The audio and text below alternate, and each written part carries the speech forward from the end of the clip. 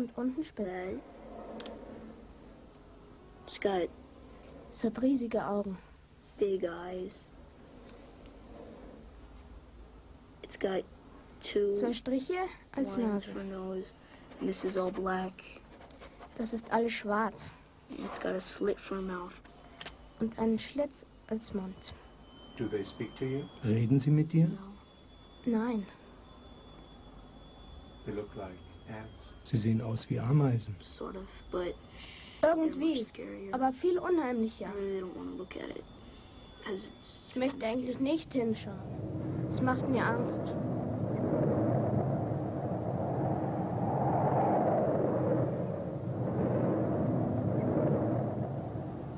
Am Abend des 19. September 1961 ist das Ehepaar Betty und Barney Hill auf der Heimreise von einem Kurzurlaub in Kanada.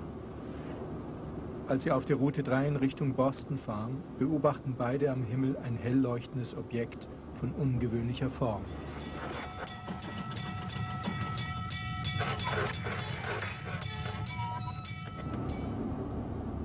Später können die Hills sich über einen Reiseabschnitt von etwa 2 Stunden keine Rechenschaft mehr ablegen. Panikanfälle und Albträume bringen Barney Hill über ein Jahr später zu einem Psychiater.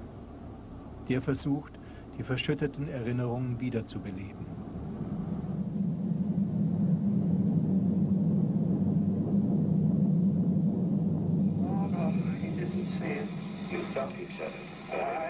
Unter Hypnose erlebt Barney Hill seine Entführung in ein UFO.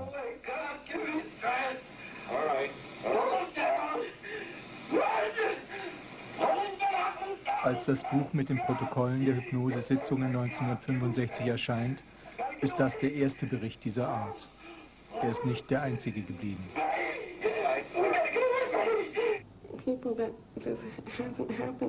Niemand kann sich vorstellen, was es bedeutet, wenn einem Lebenszeit gestohlen wird.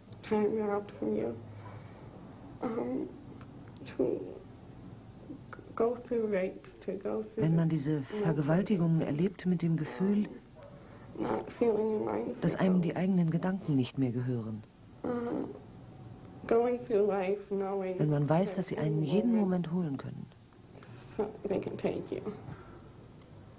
Es ist unbegreiflich, was in diesen Momenten passiert.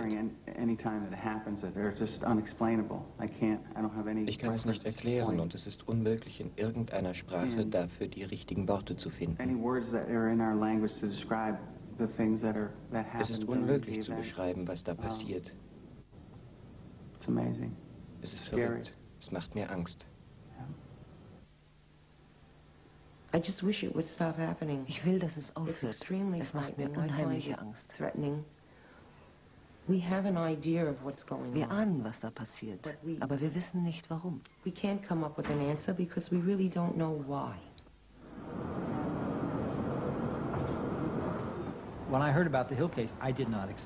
Als ich vom Hill-Fall hörte, glaubte ich nicht daran. Es hat Jahre gedauert, bis ich die Geschichte langsam zu akzeptieren begann. Aber ich dachte, dass solche Fälle sehr selten wären. Seit 1965 beschäftigt sich der Maler und Bildhauer Bud Hopkins mit dem UFO-Phänomen. Als er in seiner unmittelbaren Umgebung auf Berichte stieß, die ihn an die Geschichte der Hills erinnerten, schrieb er darüber ein Buch mit dem Titel Missing Time, verlorene Zeit. 400 Entführungsfälle hat er seither untersucht und täglich melden sich bei ihm neue Zeugen. Der Herr schreibt, wenn ich meine, ein UFO war über dem Haus, dann war da kein Zweifel. Das Ding war dunkel und so groß wie 2 Autos. Es stand in 35 Meter Höhe und sein Rand sprühte Funken.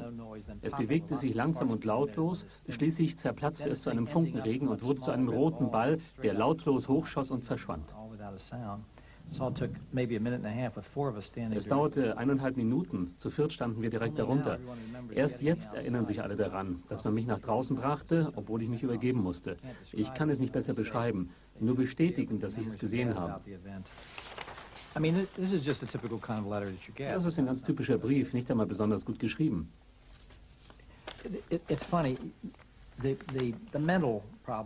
Merkwürdig. Leute mit psychischen Problemen erkennt man sofort. Hier sind einfach zu viele Hinweise.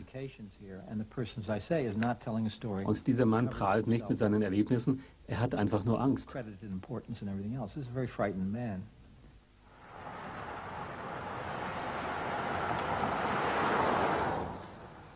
Mit einem Brief beginnt 1983 auch die Geschichte von Bud Hopkins' zweiten Buch, Intruders, die Eindringlinge.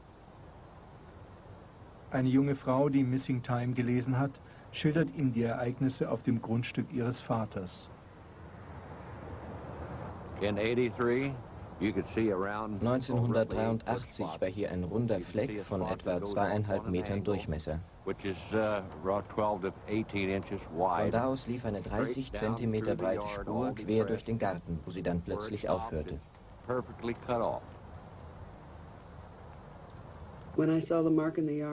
Als ich die Spuren im Garten sah, fiel mir sofort dieses Buch ein.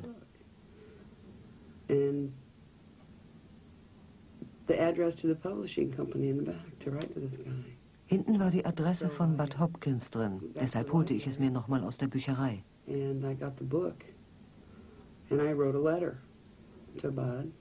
Den ersten Brief zerriss ich sofort.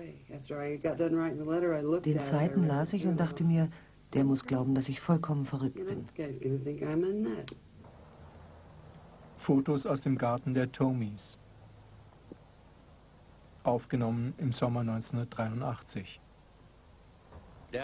Irgendeine Art von Strahlung muss es hier gegeben haben. Sie hat meinen Geigerzähler kaputt gemacht, jedenfalls ließ er sich hier nicht mehr auf Null stellen. Was es war, wissen wir nicht. Ich werde oft gefragt, was wir Wissenschaftler eigentlich brauchen, um sowas zu glauben. Handfeste Beweise. Wenn 1955 jemand mit einer Quarz herumgelaufen wäre zum Beispiel, denn das gab es damals nicht. Zeig uns was, bei dem wir sagen müssen, das kennen wir noch nicht. Es gibt keine Beweise. Die Leute behaupten das zwar, aber dann verschwindet das Beweisstück und es wird gestohlen.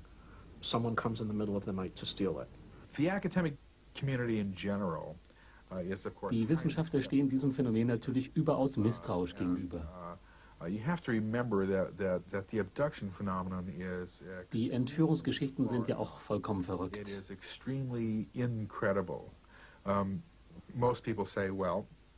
Es gilt, wer ungewöhnliche Behauptungen aufstellt, braucht auch ungewöhnliche Beweise. Und nach Meinung vieler Leute fehlen die bis heute. Diese anekdotischen Beweise, die Geschichten, die man uns erzählt, werden nie als entscheidender Beweis gelten.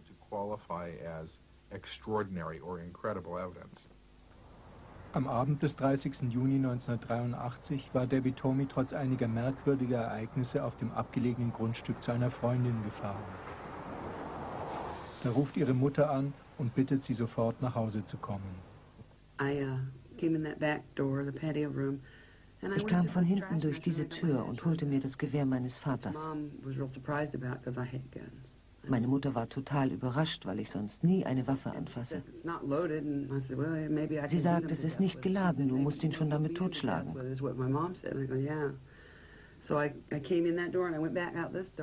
Aus der Tür ging ich raus zum Pumpenhaus. Da jedenfalls war nichts. Dann lief ich zurück zur Garage und ging rein.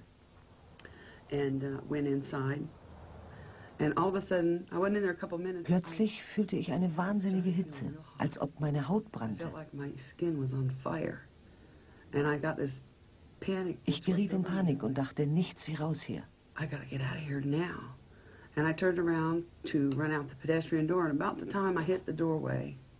Als ich an die Tür kam, traf mich etwas in der Brust.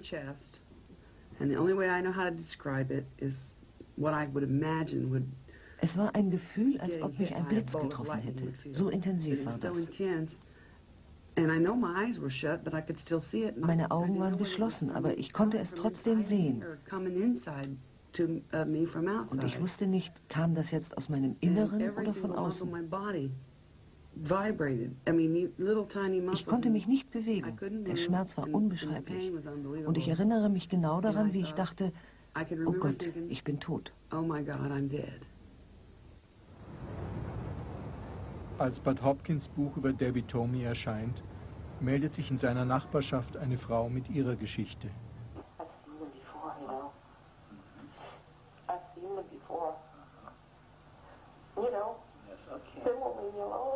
Bei der Hypnosesitzung durchlebt Linda ein Ereignis vor der Geburt ihres ersten Kindes.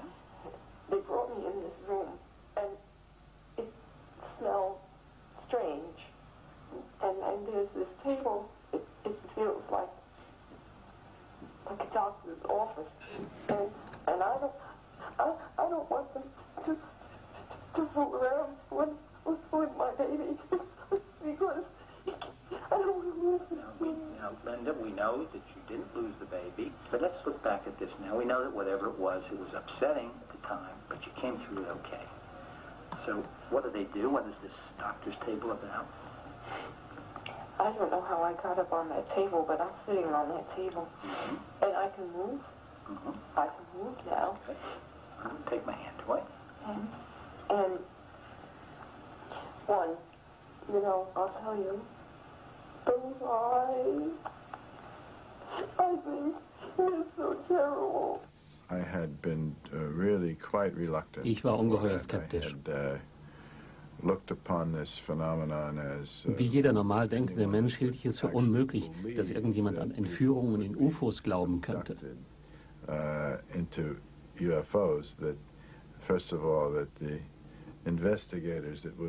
Wer sich damit beschäftigte, hatte wohl nicht alle Tassen im Schrank. Die Betroffenen mussten krank sein.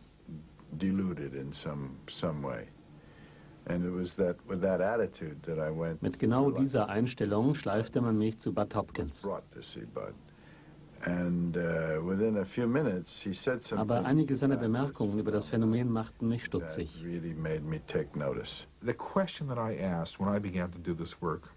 Als ich mich mit diesem Phänomen zu beschäftigen begann, wollte ich wissen, was sich bei diesen Entführungen Schritt für Schritt ereignet.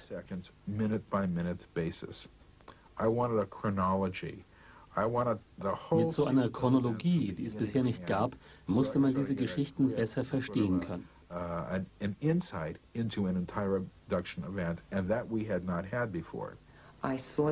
Ich habe diese Wesen mit eigenen Augen gesehen. Ich habe nicht geschlafen, nicht geträumt. Ich war gerade erst ins Bett gegangen. Alles war plötzlich anders und dann kamen sie ins Zimmer.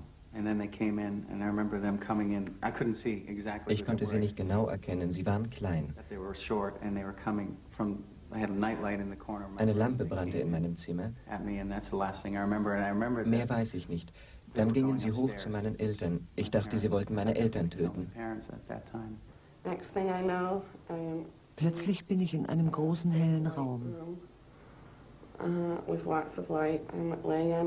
Ich liege auf einem Tisch. Irgendetwas passiert an meinem Bauch, an meinem Ohr, am Kopf. Die Geschichten waren sehr ähnlich, von Leuten aus ganz Amerika, bis hin zu Details, über die noch gar nicht berichtet worden war.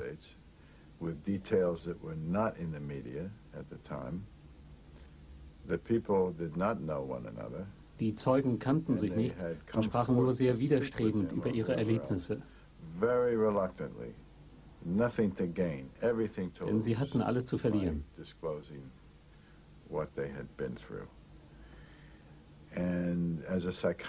Als Psychiater mit einer 40-jährigen Erfahrung kenne ich das nur bei einem echten Erlebnis.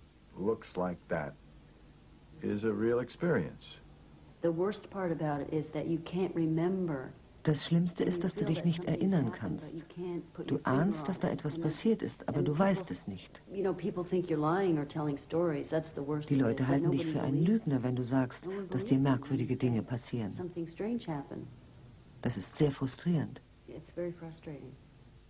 Wissenschaftlicher Fortschritt entsteht dann, wenn sich ein Einzelner einer Sache annimmt, die die anderen für lächerlich halten.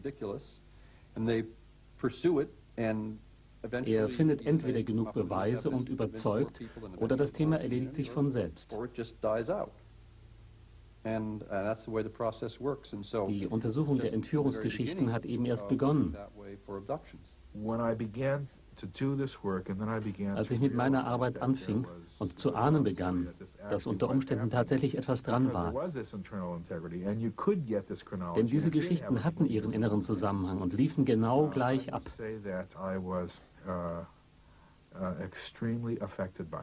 Da war ich tief erschüttert. Monatelang lief ich herum und sagte nur, oh Gott, oh Gott. Betty und Barney Hill berichteten von einer Entführung auf einer einsamen Straße. Debbie Tomey von Ereignissen in einem abgelegenen Haus. Einen Steinwurf von der Brooklyn Bridge, die den East River überspannt, wohnt Linda Napolitano im obersten Stock eines Sozialbaus aus den 30er Jahren.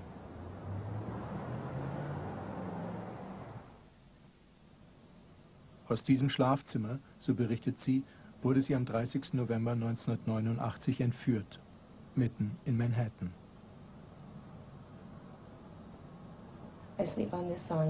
Auf dieser Seite schlafe ich, näher an der Tür.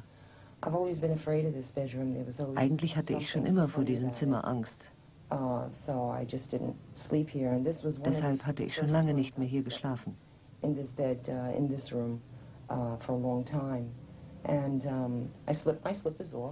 Ich schlüpfte unter die Decke. Mein Mann war schon eingeschlafen.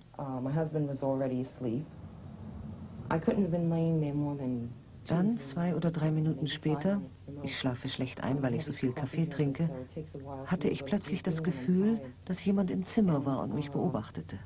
I just felt this presence. I felt that there was something in the room, something that was watching me.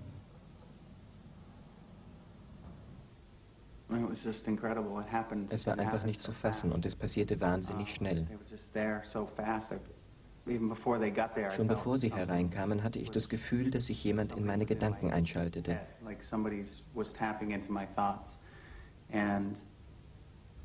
Dann waren sie da, ganz plötzlich.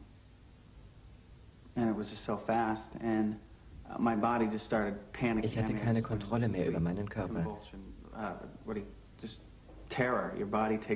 Er bäumte sich auf. Es war die nackte Angst.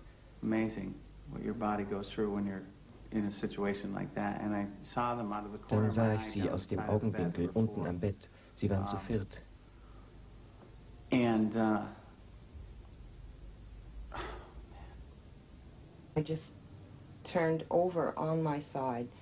Ich drehte mich weg und hatte die Augen vor Angst fest zugepresst. Schließlich zwang ich mich, die Augen wieder zu öffnen. Da waren sie. Zuerst sah ich nur einen, am Fußende.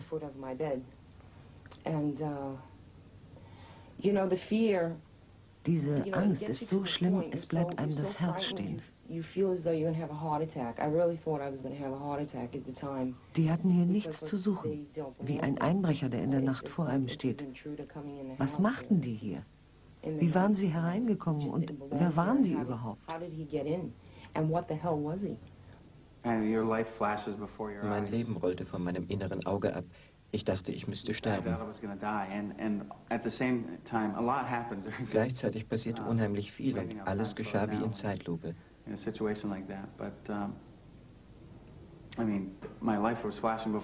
Während mein Leben an mir vorbeizog, erinnerte ich mich an all die anderen Momente, in denen sie mich früher schon geholt hatten.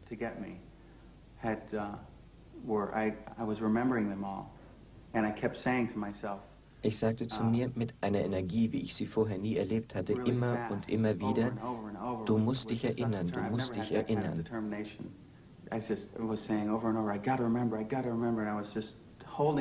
Denn ich wusste, dass sie mein Gedächtnis auslöschen wollten.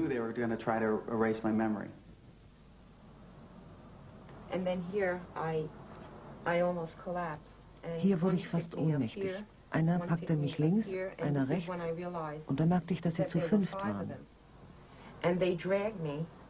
und sie schleiften mich zum Fenster. This way. And then out I went. Hier flog ich raus in ihre Maschine zusammen mit diesen ETs oder Monstern, ich weiß nicht, wie ich sie nennen soll.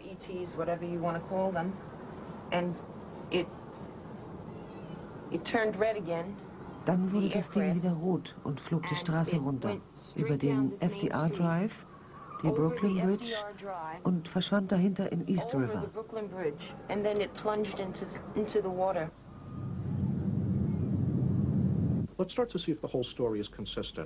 Schauen wir doch mal, ob diese Geschichte überhaupt einen Sinn macht. Die Außerirdischen kommen über große Entfernungen zu uns. Keine Ahnung woher, aber mit einer Technologie, die unserer weit überlegen ist. Clearly with a technology requiring a technology far greater than anything we possess currently on the Earth. And they do this frequently. Und das passiert dauernd. Manche Leute behaupten, dass ihnen das immer wieder passiert, zu Hause. And quite often this happens in their homes. Yet no one else on the street. Aber niemand auf der Straße merkt was. Zuerst dachten wir, das seien Einzelfälle, die nur bei Erwachsenen vorkommen und passieren, weil jemand zum falschen Zeitpunkt am falschen Ort ist.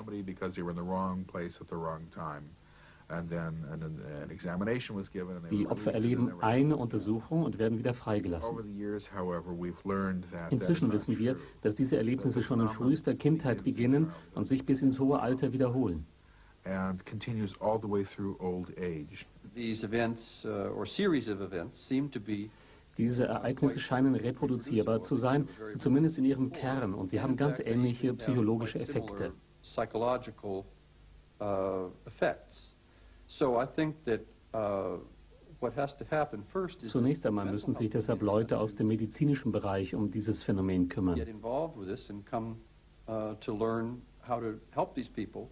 Wenn man sich der Opfer ernsthaft annimmt und ihnen zuhört, dann wird man eher erkennen können, um welche Art von Phänomen es sich hier handelt.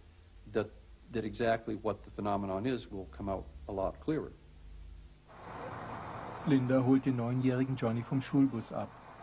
Auffallend ist die Häufung von Entführungsfällen in einer Familie. Wenn ein Elternteil betroffen ist, dann haben wahrscheinlich auch die Kinder solche Erlebnisse. Bad Hopkins wendet in solchen Fällen einen einfachen Test an.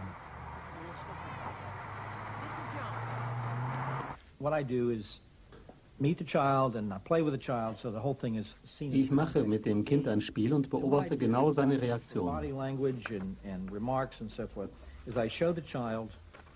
Ich zeige ihm die Bilder und sage, schauen wir mal, ob du diese Leute hier kennst. Das geht natürlich nur mit Kindern bis 7, höchstens 8. Maybe. So we have Santa Claus, we have Batman, we have a clown, we have a policeman, a little girl, a Ninja Turtle, which is their favorite. And then we have the alien. And then we have the little boy and a witch and a skull. And I put this in because I wanted to see. Das Skelett habe ich reingetan, um Verwechslungen zu vermeiden mit diesem Kopf. Das hier erkennen alle Kinder. Der Test wird so nicht mehr lange möglich sein. Aber bis jetzt erkennen Kinder, die keine Erlebnisse gehabt haben, diese Figur noch nicht.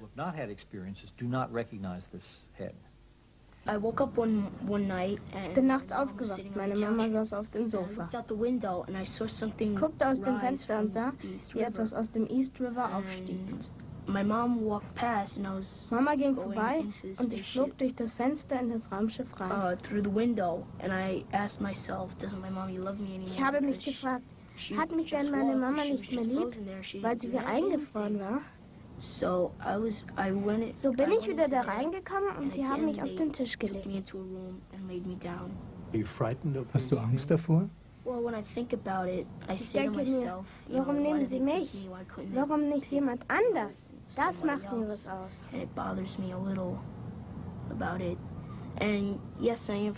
Ja. Ich habe Angst. Ich denke mir, kommen sie wieder? Machen sie noch was Schlimmeres?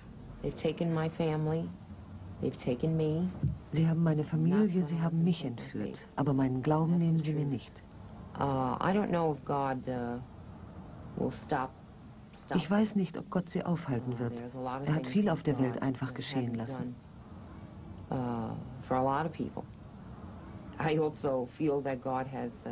Ich meine auch, dass er diese Wesen erschaffen hat. Vielleicht dürfen sie das. Uns ist dabei ja nichts passiert. Wir sind wiedergekommen. Er hat uns beschützt.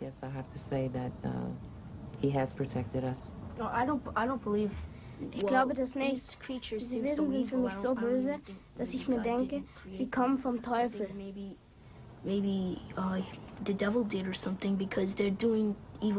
Sie tun schreckliche Dinge, die Gott nicht erlauben würde. Wenn sie unseren Körper studieren wollen, dann könnte ihnen Gott ja einfach einen machen. Meine Kollegen haben das anfangs vollkommen abgelehnt.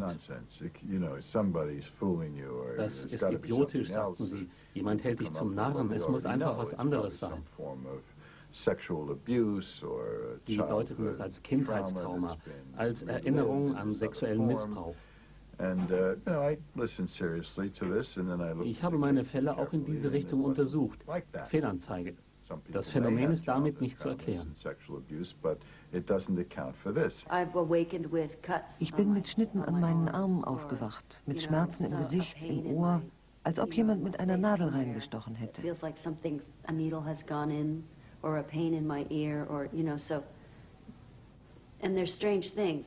Ich konnte mir nicht einreden, okay, gestern war ich beim Arzt, daher kommt es. Es kommt aus dem Nichts. Eines Morgens wachte ich auf und hatte hier ein Loch, wie von einer Nadel. Es hatte die ganze Nacht geblutet. Woher kommt das?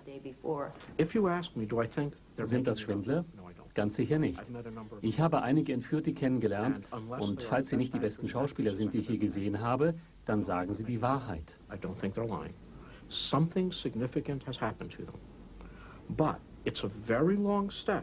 Etwas Ungewöhnliches ist ihnen zugestoßen. Aber das bedeutet noch lange nicht, dass sie an Bord eines UFOs waren und man dort an ihnen herum experimentiert hat.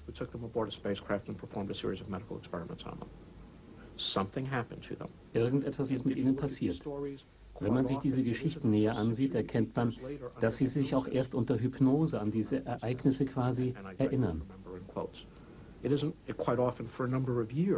Und das oft erst Jahre später, mit Hilfe der Hypnose. Man muss wissen, dass der Hypnotiseur keinen Einfluss auf das Ergebnis der Hypnose hat.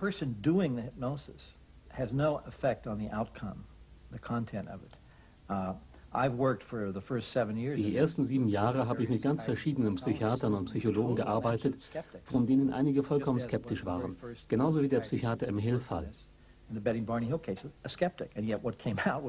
Was dabei herauskam, war genau das Gleiche wie bei denen, die diese Sache ernst nehmen. Hypnose ist für mich ein Werkzeug. Mit ihr helfe ich Menschen, sich an ein traumatisches Erlebnis zu erinnern. Nie habe ich den Eindruck gewonnen, dass Hypnose etwas erzeugt, das gar nicht da ist.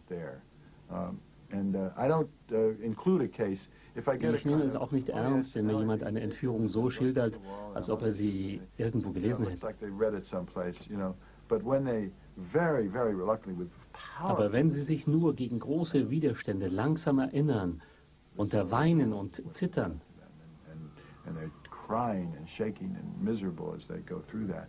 wenn man das ein paar Mal gesehen hat, dann legt man alle Zweifel ab.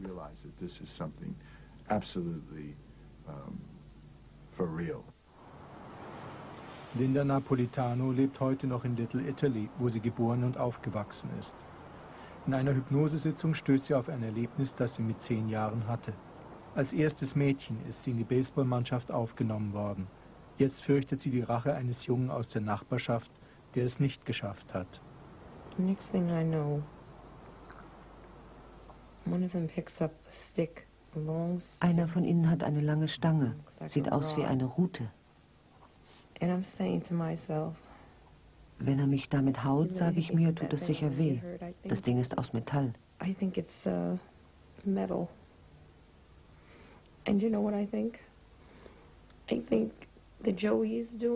Joey macht das bestimmt, damit ich nicht in die Baseballmannschaft komme. I don't want that to happen because I really want to play baseball. Ich will aber in der Mannschaft spielen und ich laufe weg. I try to run away Aber sie sind da und packen mich an den Haaren. See, when you are regressed, when you're hypnotically regressed, In Hypnose erlebt man alles noch einmal. experiencing it all over again. However, you know where you are. You Aber know ich you're weiß, dass ich bei Bud bin. Die Angst ist also nicht so groß. You just know where you are, so it's not as frightening. But when Ganz anders ist es, wenn einem das tatsächlich geschieht. Es ist furchtbar. It's much worse. I've seen them before, you know. Ich habe sie schon mal gesehen. What things are they, Linda? Wer sind Sie? Wie sehen Sie aus? Yeah, they're all one size.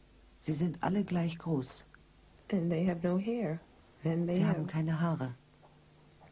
eyes, deep eyes, big. Und sie haben tiefe schwarze black Augen. eyes. And I'm afraid of them. Ich habe Angst. Ich will nach Hause. I want to go home. I just wanted to go home, that's all. And this is all strange, and this Es ist mir unheimlich. Das sind nicht die Savarese-Brüder. Es geht gar nicht um Baseball. And then the next thing I know, I'm not even in the park anymore. Und dann bin ich nicht einmal mehr im Park.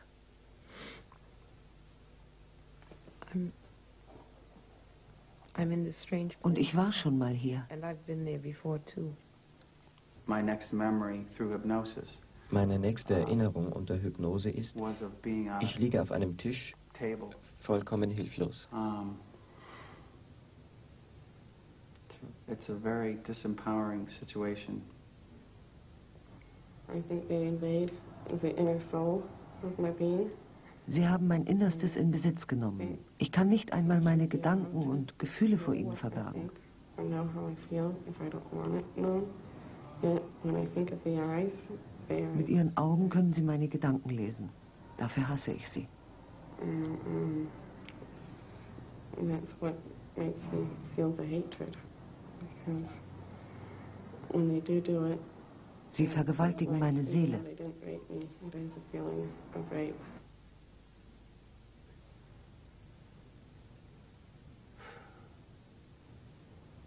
And there was something under my neck, and Da war etwas unter meinem Nacken, it was like a little, like a ein Block oder ein Kissen, und mit diesem Ding konnten sie mich manipulieren. things to me through this thing. It was right at the back of my neck,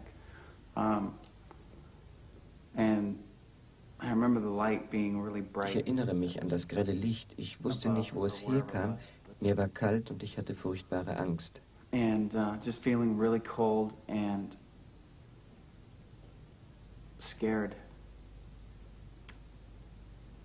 And some of the things that took place there, Mit ein paar Sachen, die da passiert sind, werde ich einfach nicht fertig. I don't know how Als to deal Mann with that. oder wie ich als Mann gelernt habe, mich zu verhalten. What I've been taught to be as a man. They will penetrate their ears, their nose. Sie stechen in die Ohren, die Nase, die Augen und zwar sehr tief. Die Ärzte würden dabei großen Schaden anrichten.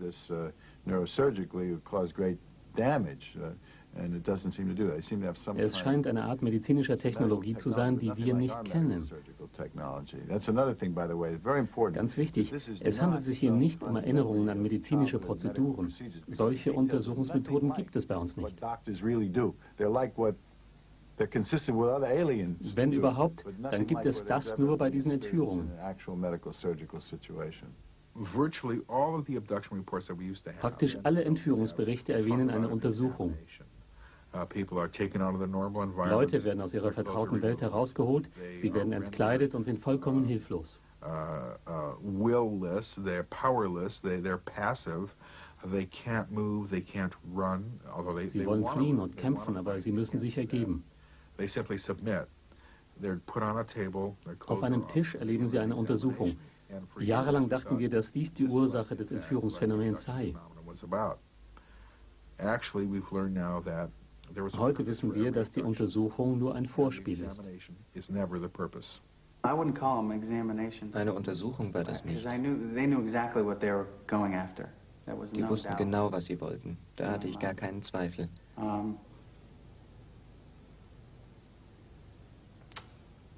They had taken samples. Sie entnahmen mir Proben.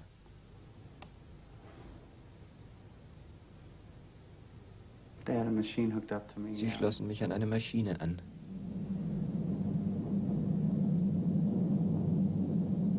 Fast alle Entführten berichten mit und ohne Hypnose übereinstimmend von schmerzhaften und beschämenden Manipulationen an ihren Genitalien. Männern werden Spermaproben abgesaugt, Frauen werden Eizellen entnommen. Sind die Entführungen Teil eines genetischen Experiments, wie Bud Hopkins meint? Die Geschichten der Entführten sollen für sich selber sprechen. Ich nenne das meinen Traum. Da war ich an diesem merkwürdigen Ort bei diesen merkwürdigen Leuten. Zwei von ihnen kommen herein mit diesem winzigen Mädchen, das fast zu klein scheint, um selbst zu laufen.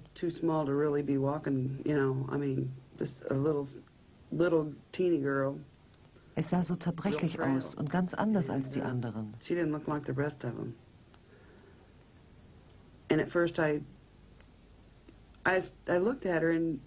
Im Traum sehe ich es an und es scheint zu Tode erschrocken.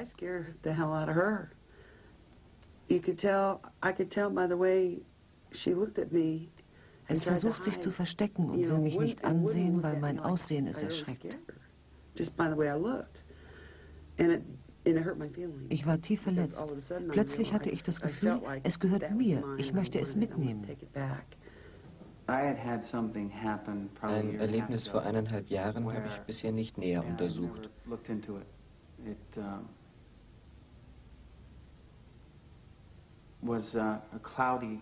Ich erinnere mich undeutlich an einen Raum und da ist dieses kleinere Wesen bei mir.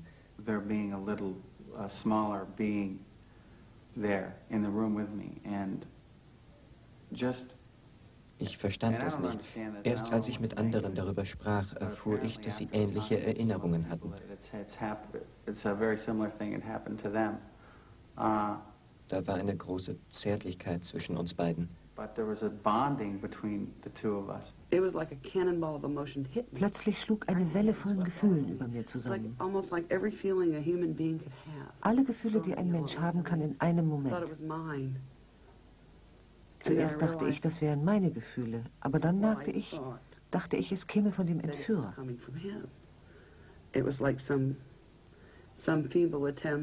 Als ob er versuchte, Mitleid zu zeigen, Verständnis.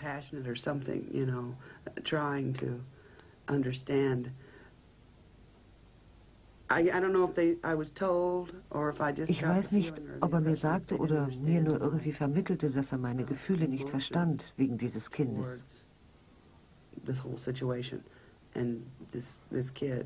Dass ich doch eigentlich stolz sein sollte auf diesen Erfolg. Ich fühlte eine starke Zuneigung zwischen mir und diesem kleinen Wesen.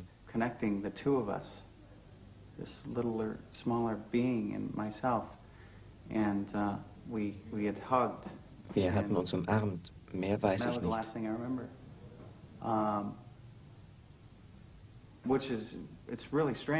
Das ist das einzig positive Gefühl, das mir aus all diesen Erlebnissen geblieben ist.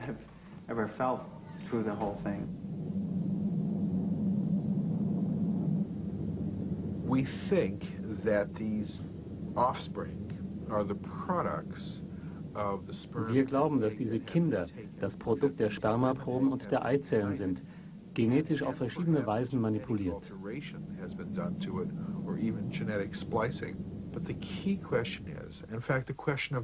Die Frage bleibt für die UFO-Forschung und für mich eines der großen Rätsel überhaupt.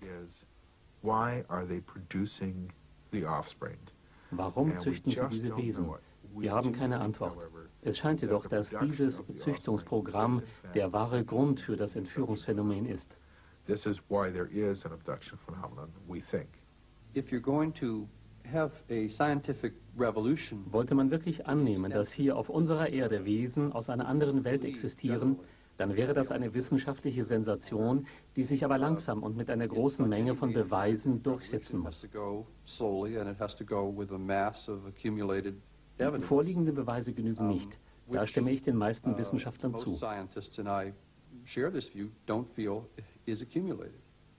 It is an alien phenomenon, meaning outside Dieses Phänomen our liegt knowledge. vollkommen außerhalb unserer Vorstellungsmöglichkeiten. And therefore, the only way to respond to this is with some Wir können degree darauf of nur mit Nervosität reagieren und dem Gefühl, nervousness, dass wir zumindest im Moment es nicht verstehen können. tentatively now at least, unknowable, really.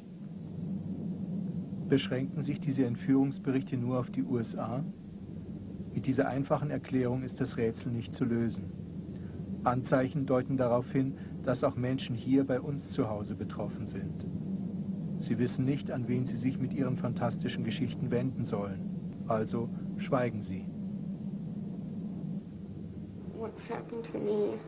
Was mit mir passiert, hat mein Leben in einer Weise beeinflusst, die ich selbst noch nicht begreife. Es muss aufhören, bald. Sonst weiß ich nicht, was geschieht. So kann es nicht weitergehen. Ich versuche, mich nicht als Opfer zu sehen. Weil ich nichts dagegen tun kann, muss ich weiterleben, als ob nichts wäre. Man kann sie nicht aufhalten. Ich hoffe, dass es uns eines Tages gelingt, denn ich habe auch großes Mitleid mit allen, denen es geht wie mir.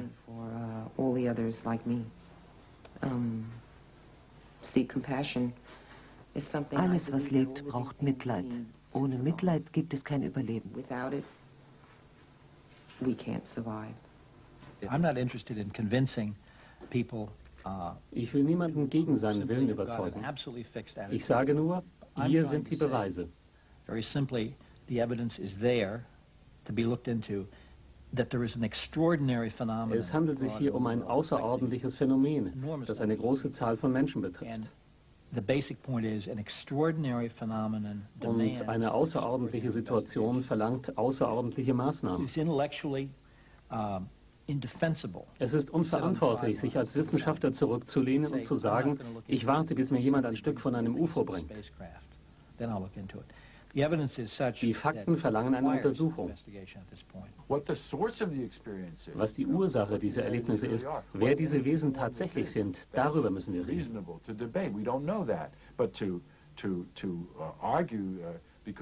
Aber zu sagen, was nicht sein kann, das gibt es nicht, hilft nicht weiter. Ich habe selbst 57 Menschen untersucht, die mit großer emotionaler Kraft und Überzeugung von diesen Erlebnissen berichten. Es ist arrogant, daran zu zweifeln, dass hier etwas sehr, sehr Bedeutendes passiert.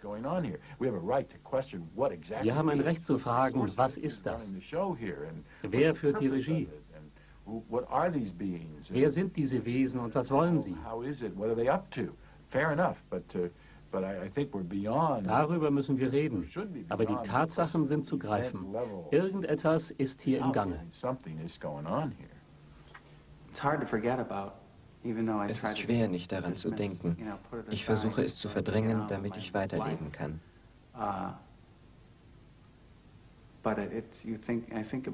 Aber es ist immer da, vor allem wenn ich Entscheidungen über meine Zukunft fällen muss. Dann frage ich mich nach dem Sinn des Lebens. It just makes you question what life's about, you know?